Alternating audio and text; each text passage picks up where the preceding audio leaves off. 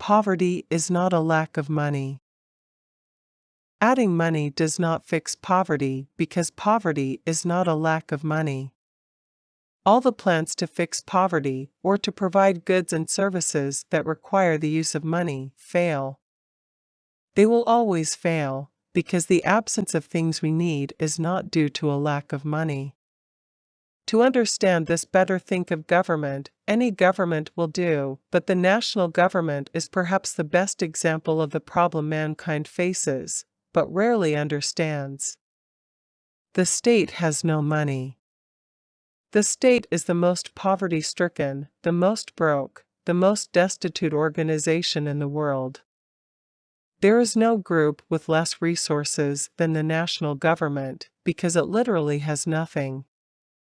If the national government wants toilet paper, it has to have someone else get the paper and bring it to the toilet and put it in the stall. This paper does not belong to it. The state, as are all governments, is simply a parasite being kept on life support by their pimp. The state in this scenario is not just a parasite but a prostitute that sells the government by providing a service for a fee, the proceeds of which she gives to those who trafficked her for their own ends. The state is the whore of Babylon. To keep it simple, the whore cannot end poverty any more than a prostitute can provide companionship. Her body is not her own. There are only two scenarios possible when it comes to reality. Regardless of how complex reality may appear to you, there are only two possible choices. However, these two choices or scenarios are fundamental, and the most impactful choice one can make. Yet, in some ways the choice is made by you before you make it. Imagine you live in the 1400s. You are the captain of a ship. You go on a voyage and find a new land. You have two choices: you claim it for your queen or yourself or some group or other. That is one possibility. The other possibility is that you see it as belonging to the Creator, the being that created it. If it belongs to the Creator, you as a person have no claim on it, neither does any other person. It is already owned. When you see a wallet, or a fruit tree or a forest or anything else, what do you think? Do you think you can own it or claim it or possess it? The fact you think you can own what you see already determines what you would do if you found a new land. The choice was made by your very nature. This is how fundamental the choice is. It is written into your race or type. There are two races of humans, or two types of people. One race believes they can own things.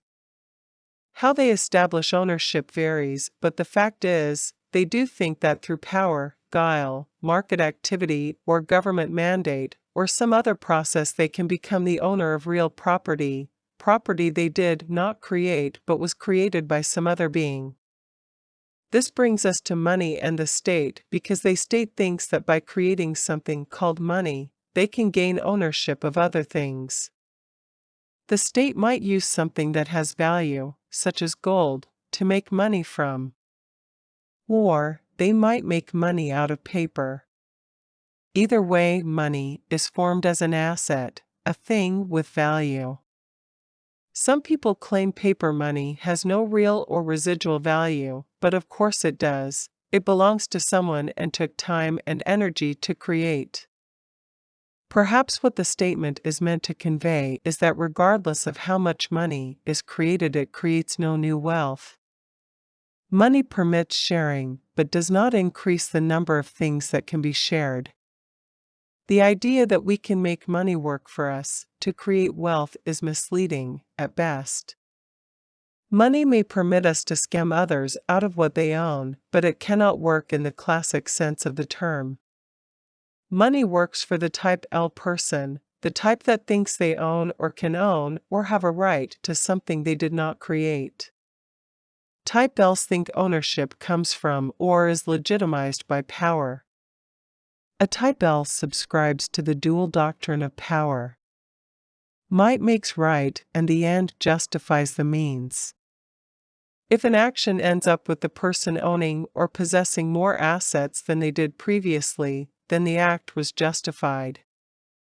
The more type Ls in an economy, the poorer the community. Type Ls may be immensely wealthy, but they are sponges. Think of it this way. We arrive on an unpopulated island with 10 others. We have a gun, they do not. Do we claim this as our own land and make the others peons? Do we take the larger portion? Do we even claim this island as our own as a community? If we do claim it, by what right? Is it ours because we have a gun, or because we found it first, or because we have the numbers and ability to keep others away? This is important because if we think we own this, we may well think we can transfer this ownership, and if we think this, then we will think giving money to people without property will give them the ability to get property off of people who have property, but who are willing to take money in exchange for the property they have. But think of a pie that 6 people baked and shared and 4 had none. Would giving the 4 people enough money to buy a slice of pie solve the poverty problem?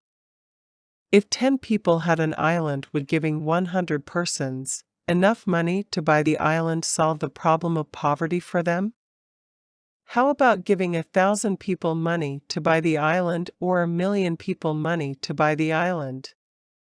The more money we give, the more obvious it is that money is useless for ending poverty. It is a type L solution. It is a solution only if one thinks as a type L person thinks.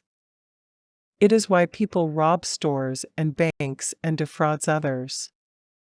Type Ls think if they can get more of what exists, they will solve their poverty problem. But in fact, even millionaires go broke, and fortunes are lost all the time. Stealing may solve your personal poverty problem, but stealing does not solve the poverty problem. At best, it shifts it elsewhere. Shifting poverty elsewhere makes the poverty level worse. When stealing takes place, values decline and the level of poverty increases. Places that have high levels of crime are always poor or in decline.